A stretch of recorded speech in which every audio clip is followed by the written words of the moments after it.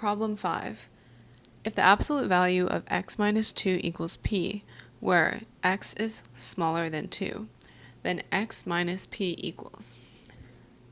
Well, if x is smaller than 2, then that means that x minus 2 has to be negative. So this equation right here is just telling us that 2 minus x equals p. So we can write that as x equals 2 minus p. So then, to answer the question, x minus p equals 2 minus p by substitution, which equals 2 minus 2p. So the answer is C. Problem 6. Two different prime numbers between 4 and 8 are chosen. When their sum is subtracted from their product, which of the following numbers could be obtained? So we can list the prime numbers between 4 and 18. So those are 5, 7, 11, 13, and 17. So the problem asks about their product minus their sum.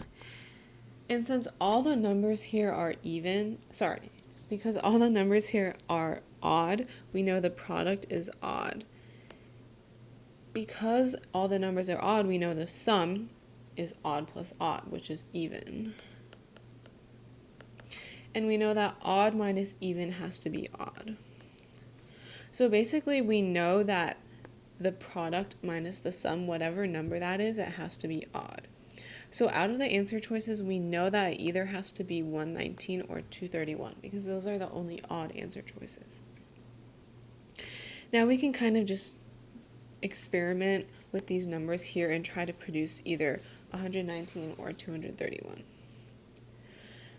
So for example, we could try 11 times 17 minus 11 plus 17, which equals 187 minus 28. And that is not either of those numbers. So we can try again. For example, 11 times 13 minus 11 plus 13 equals 143 minus 24, which so happens to equal 119. So our answer is C. Problem 7. How many positive integers b have the property that log b 729 is a positive integer?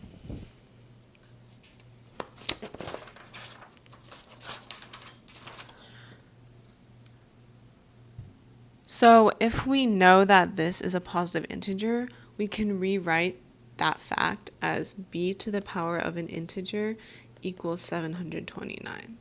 And we can write 729 as 3 to the power of 6.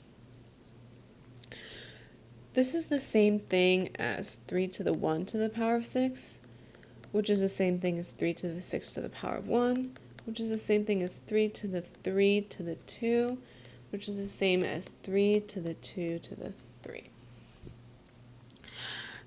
So in each of these 4 instances, we've written 729 as some number to the power of an integer. And in fact, these are the only ways that we can write 729 as some number to the power of an integer. So therefore, we can see that we have 4 possible values of b. They are 3 to the power of 1, 3 to the power of 6, 3 to the power of 3, and 3 to the power of 2. We know there aren't any other possible ways to write 729 as some number to the power of some number because we're just dealing with 3, which is a prime number, so there's no way we could further split up 3 to rearrange things. So basically we've found 4 possible values of b, so the answer is E. Problem 8. Figures 0, 1, 2, and 3 consist of 1, 5, 13, and 25 non-overlapping unit squares, respectively. If the pattern were continued, how many non-overlapping unit squares would there be in figure 100? So we can see in figure 0 we have a 1 by 1 square. In figure 1, if we kind of draw a square like this, we'll get a 3 by 3 square. In figure 2, if we draw a square like this, then we get a 5 by 5 square, and similarly for figure 3, we'll get a 7 by 7 square. So we can see that in general, for figure n, we're going to have a 2n plus 1 by 2n plus 1 square. So that means that for figure 100, we will have a 201, we will have a 201 by 201 square.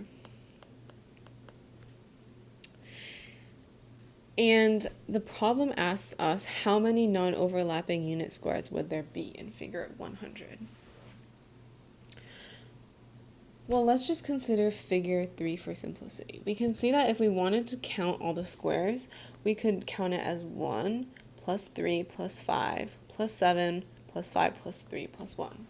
So we can do the same thing for figure 100. We can say that the number of non-overlapping unit squares is equal to 1 plus 3 plus 5 plus 7 plus all the way to the middle row, which we know is 201.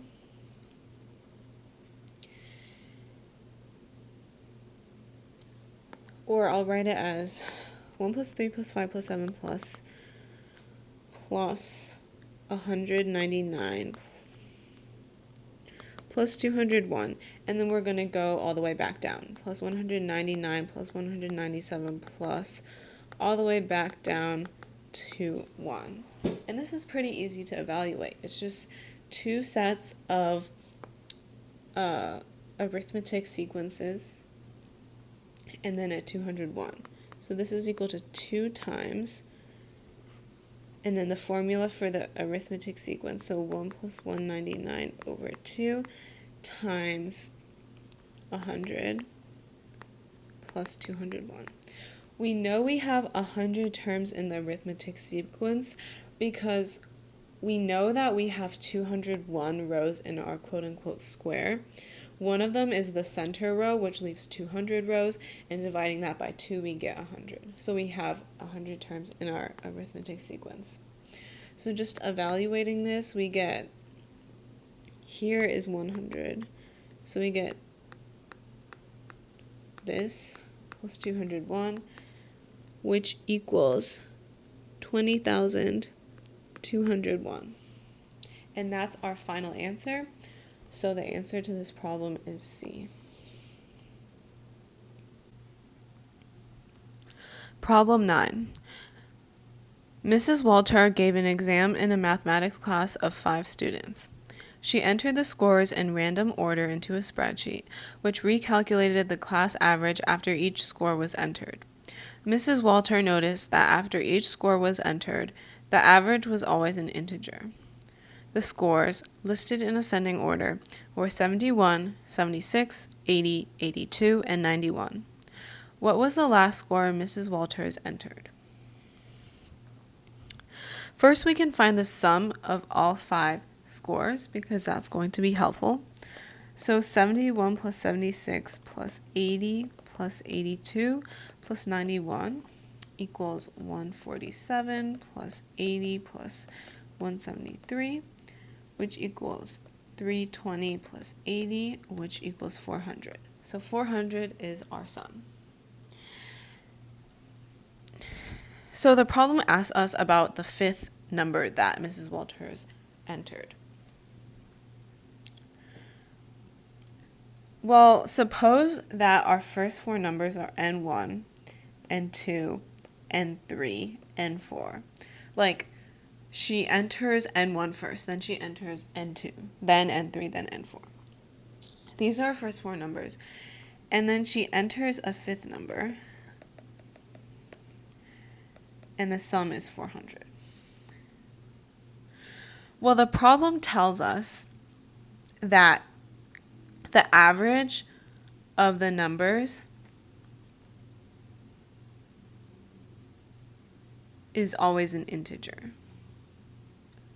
like the average of the first number is always an integer, the average of the first two numbers is always integer, the average of the first three numbers is always an integer, and the average of the first four numbers is always an integer.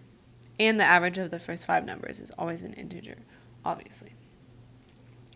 So because the average of the first four numbers is an integer, when we take the average of the first four numbers, we divide by 4. And we have to get an integer. So that means that the sum of the first four numbers is a multiple of 4. And we also know that 400 is a multiple of 4. So that tells us that the fifth number that Mrs. Walters enters also has to be a multiple of 4. Looking back at the numbers we can choose for the fifth number, these numbers here, there's only 2 multiples of 4, and those are 76 and 80. So basically, to move forward with this problem, we can have 2 cases. Either that the fifth number is 76, or that the fifth number is 80. So first, let's consider the case that the fifth number is 76. So now what we have is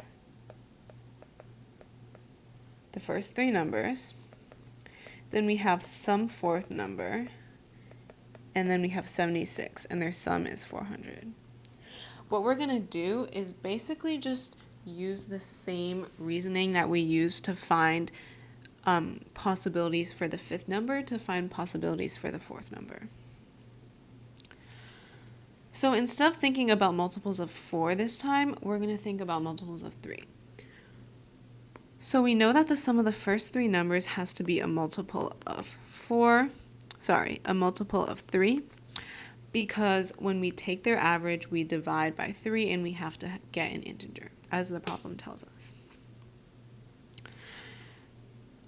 In other words, n1 plus n2 plus n3 is 0 mod 3. We know that 76 is 1 mod 3, since 75 is a multiple of 3. And we know that 400 is also 1 mod 3, because 399 is a multiple of 3. So this tells us that the fourth number must be equal to 0 mod 3. It must be a multiple of 3. Going back to possible numbers for the fourth number, out of the numbers we're given, none of them are multiples of 3. So what this tells us is that if the fifth number is 76, we cannot find a fourth number that will satisfy the problem requirements. So therefore, the fifth number cannot be 76, and it must be the only other option, which is 80. So the last score Miss Walters entered was 80. That's the end of the video. Thanks for watching. If you found this helpful, please leave a like, and if you have any questions or feedback, please let me know in my comments, and I will get back to you.